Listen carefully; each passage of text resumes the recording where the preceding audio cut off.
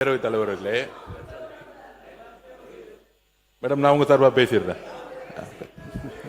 Madam, பேரவைத் தலைவர் அவர்களே, உங்களுடைய மூத்த உறுப்பினர் சொன்னாரு, நீங்க மேலூர்ல நின்னீங்க, நாங்க தான் காரணம் அப்படின்னு. நிறைய இடத்துல இந்த திமுக அடிக்கடி சொல்லிக்கிட்டே இருக்கிறாங்க, காங்கிரஸ் ஜெயிச்சதுக்கு நாங்க தான் காரணம், விசிக ஜெயிச்சதுக்கு நாங்க தான் காரணம், ஐஎம்எல் ஜெயிச்சதுக்கு நாங்க தான் காரணம்னு. நாங்க பதிவு பண்ணிடுறேன், இல்ல இது ஒரு ஜனநாயக விவாதம், பதிவு பண்ணிடுறேன். கிட்டத்தட்ட 22-23 கட்சி கூட்டணி திராவிட முன்னேற்ற கழகம் கடந்த 10 வருஷமா 3 முறை மிகப்பெரிய வெற்றி ஒத்துக்கிறோம். நீங்க தான் ஆளுங்கட்சி ஒத்துக்கிறோம். ஆனால் 2026ல தமிழக வெற்றி கழகம் தனி பெரும் கட்சியாக நில்லுங்க, தனி பெரும் கட்சியாக நின்று 108 தொகுதி வாங்கியிருக்கோம்.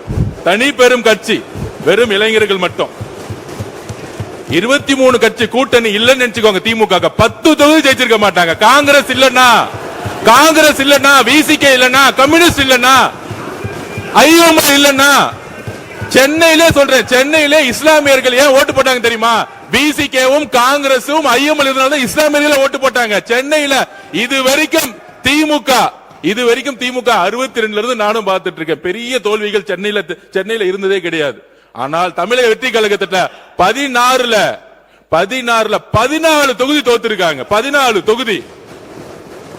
அப்ப திமுகக்கு இந்த கூட்டணி கட்சி இல்லன்னு நினைச்சுக்கோங்க, கூட்டணி கட்சி கிட்ட இருந்து 15% வரும். அந்த 15% இல்லன்னு நினைச்சுக்கோங்க, சென்னையில அந்த 2 தொகுதி கூட ஜெயிச்சிருக்க முடியாது. தமிழ்நாட்டுல 10 தொகுதி ஜெயிச்சிருக்க முடியாது.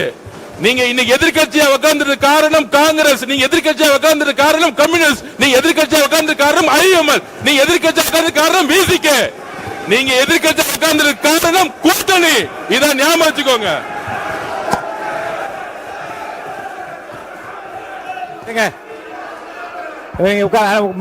உட்காருங்க போதும். ஒரே ஒரு நிமிஷம். எங்களை மாதிரி திமுக தனியா நின்று ஒரு தேர்தல் 50 சொல்லுங்க பாப்போம், 50 சொல்லுங்க பாப்போம். ஒரே ஒரு தேர்தல் திமுக தனியா நின்று 50 தொட்டு சொல்லுங்க. அப்பதான் இந்த கூட்டணி கட்சியோடைய அருமை திமுகவுக்கு தெரியும். உட்காருங்க. பேரவைத் தலைவர் அவர்களே, நீங்கள் எல்லாம் வெற்றி பெற்றதற்கு எதிர்கட்சியில் இருப்பதற்கு நாங்கள் தான் காரணம் என்கிறார். நான் ஒன்றை சொல்ல விரும்புகிறேன். ராஜீவ்காந்தி படுகொலை பாரத பிரதமராக ஆனதற்கு பிறகு ஒற்றை இடத்தில் தான் துறைமுகத்தில் வெற்றி பெற்றார். ராஜீவ்காந்தி தான் சொல்ல, ராஜீவ்காந்தி படுகொலையான பொழுது ஒற்றை இடத்தில் தான் ஜெயித்தார், துறைமுகத்தில். வேடிக்கையோடு சொல்லுவார், கடலாடி வருவாய் என காத்திருந்தேன் வரவில்லையே தம்பி என்று சொல். ஆக அதையும் ராஜினாமா செய்தார். வெறும் 0 திராவிட முன்னேற்ற கழகம், 0லிருந்து தமிழகத்தை ராஜ்யமாக ஆண்ட இயக்கம் திராவிட முன்னேற்ற கழகம். வெற்றி தோல்வி வரும் பக்கம் அது நிரந்தரம் அல்ல. அதற்காக விடாப்பிடியாக பேசுவது என்பது நியாயமும் அல்ல, முறையும் அல்ல. எதையும் எதிர்கொள்ள திமுக தயார்.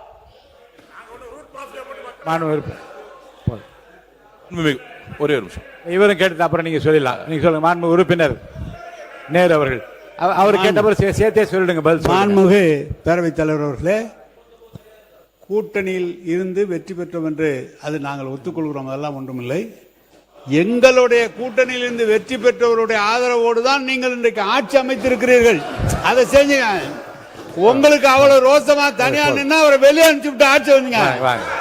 ஏன் வெளியே, ஏன் அவர் 80ல தோத்து போய் நின்ன போது காங்கிரஸை கை கொடுத்தது திமுக, இல்லைன்னா காங்கிரஸே வந்திருக்காது. இங்கு ஒவ்வொரு கட்சிக்கும் தனித்த அடையாளம் இருக்கிறது. ஒரு தேர்தல் முடிஞ்ச பிறகு யாருடன் சேர வேண்டும், யாருடன் ஆட்சி அமைக்க வேண்டும், அந்தந்த கட்சியோட நிலைப்பாடு. இது யாருக்கும் அடிமை கிடையாது. ஒரு தேர்தல் முடிஞ்சவன கூட்டணி முடிஞ்சிடும். நம்பர் 1. நம்பர் 2 சொல்றது, மூத்த உறுப்பினர் சொன்னாரு, நாங்கள் யாருடைய தோல்விகளையும் நாங்க எதையுமே தவறா பேசல. நாங்க சொல்ல வருதுன்னா, திமுக இவர்களால தான் கூட்டணி கட்சி வெற்றி பெறுதுன்னு ஒரு ஆதிக்க மனப்பான்மை இருக்கு பாத்தீங்க. அந்த ஆதிக்க மனப்பான்மை தான் நாங்க கொஸ்டின் கேட்கிறோம். அந்த ஆதிக்க மனப்பான்மை தவிர எல்லாரும் சேர்ந்துதான் ஒரு வெற்றியை உருவாக்கி இருக்காங்க. அதை பதிவு பண்றோம். எல்லா கட்சிகளும் சேர்ந்து ஒரு கூட்டணி உருவாக்கிய பொழுது அந்த வெற்றிக்கான காரணம் எல்லா கட்சிகளும் சமமா சொல்லணும். என்னாலதான் நீங்க வெற்றி பெற்றீங்க, என்னாலதான் விசிகே வெற்றி பெற்றது, என்னாலதான் நீங்க இந்த இடத்துல அந்த ஆதிக்கம் தவறுங்கிறதா நாங்க பதிவு பண்றோம்.